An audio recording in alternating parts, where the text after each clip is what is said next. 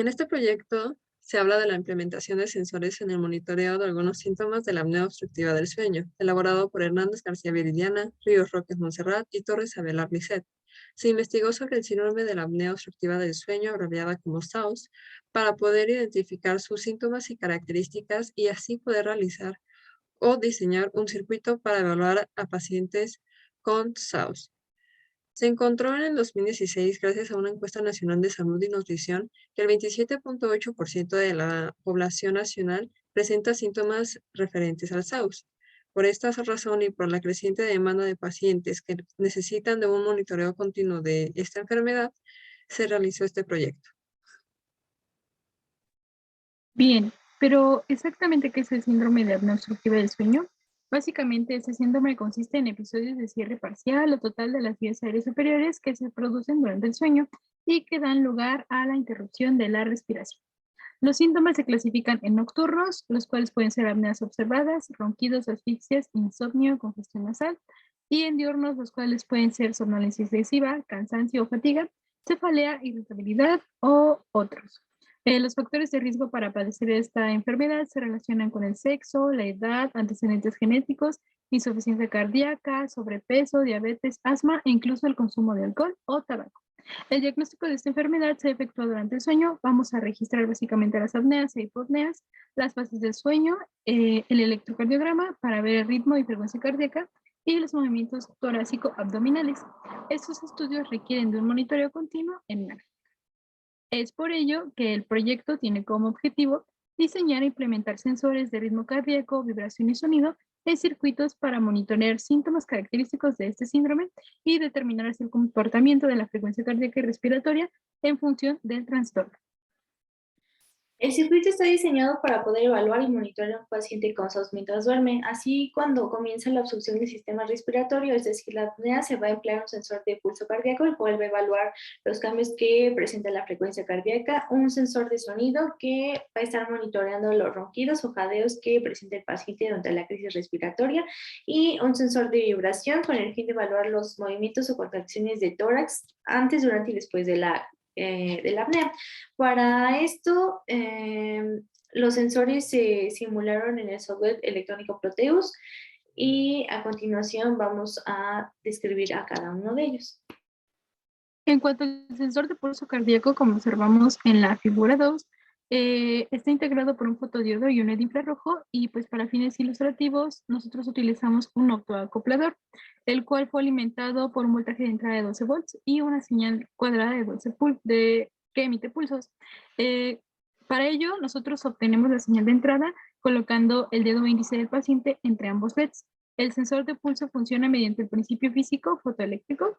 Asimismo, el fotodiodo va a emitir una longitud de onda de 660 nanómetros que va a ser absorbida por la hemoglobina desoxigenada del paciente, mientras que el LED infrarrojo va a emitir una longitud de onda de 920 nanómetros que será absorbida por la hemoglobina oxigenada.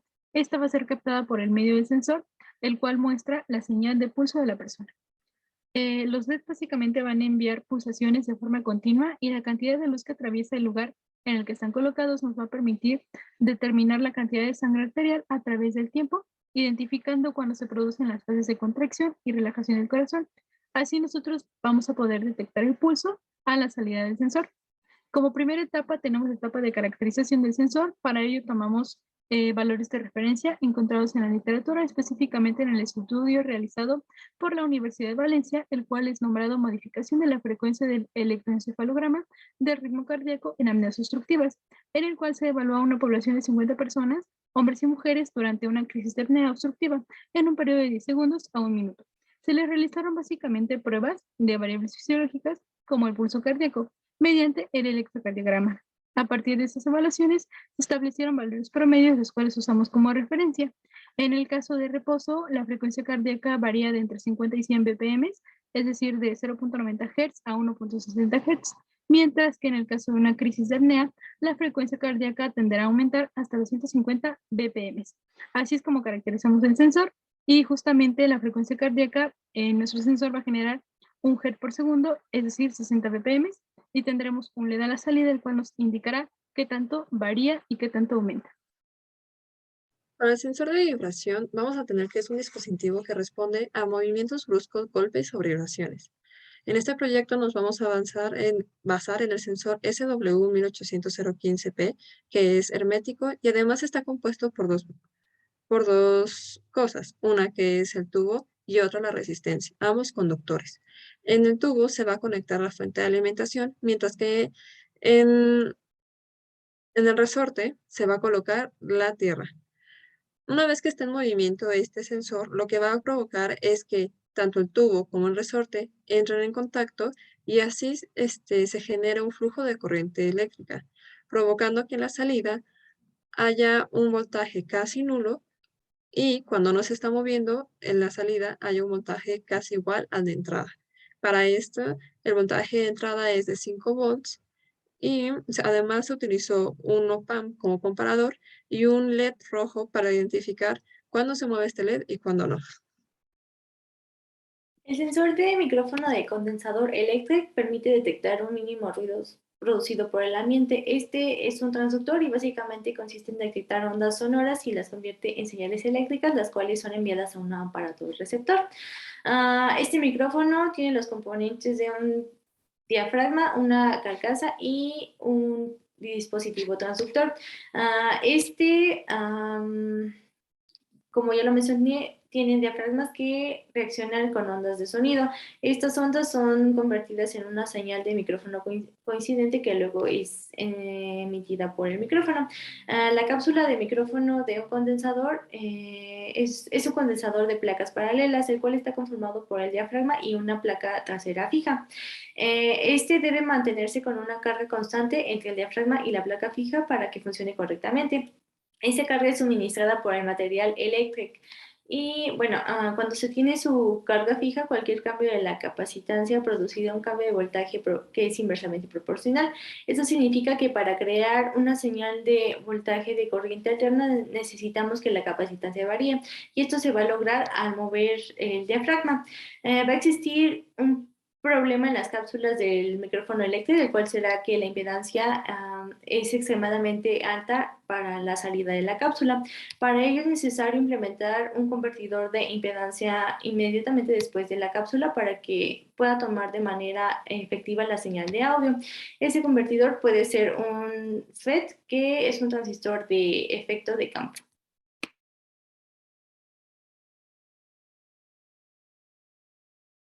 Como resultado, en el caso del sensor de pulso cardíaco, nosotros podemos observar que integramos un octoacoplador, el cual tiene un fotodiodo y un LED infrarrojo. A la entrada justamente observamos la señal cuadrada y a la salida el LED que nos va a indicar qué tanto aumenta o disminuye la frecuencia cardíaca.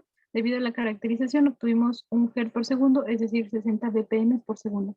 Este LED comenzará a aumentar la frecuencia a la que se enciende cuando el paciente sufra alguna crisis de apnea.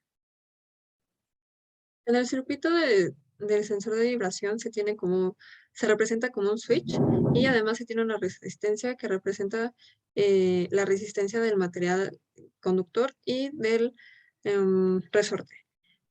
El LED es lo que nos va a decir, es como se va a poner en el diafragma, nos va a decir una vez que esté prendido que se tiene una crisis de Gauss, mientras que cuando está apagado es que se tiene una respiración normal. En la figura 5 podemos observar el circuito del sensor de sonido. En la entrada del electric, primero se colocó un audio de los ronquidos de una persona sana y posteriormente de una persona que padece el síndrome del SAUS. En la figura 6 es una comparación de la salida del electric del tiempo del sonido respecto a los volts de este. Podemos observar de color rojo la salida del ronquido de una persona sana y de color verde de una persona con el síndrome. En este observamos que la salida del electric de una persona con SAUS, los volts van a aumentar en comparación a la salida del sonido de una persona sana. Esto debido a los decibeles que está recibiendo, ya que con una persona con SAUS, la intensidad de este está alrededor de los 65 decibeles. Y bueno, como conclusiones tenemos la implementación e integración de estos 3 sensores en un instrumento que puede ser útil para el monitoreo del SAUS, ya que la detección de alguna anomalía de los parámetros medidos en el paciente podría indicar que este presente síndrome. También este proyecto es útil para monitorear síntomas característicos del SAUS, más no para diagnosticar dicho trastorno, ya que para eso se requieren de otras pruebas. Y como perspectivas y trabajo subsecuente, realizar el diseño del circuito de manera física, así como el diseño de instrumento de monitoreo acorde a cada una de las variables que se medirán del paciente, realizar pruebas de evaluación de frecuencia cardíaca y frecuencia respiratoria en individuos y comparar valores obtenidos respecto a la simulación. Y finalmente, diseñar un programa para registrar los valores a partir de la integración de los sensores para el monitoreo del SAUS. Agradecemos a los profesores y profesoras por su apoyo constante y a los compañeros por su atención. Muchas gracias.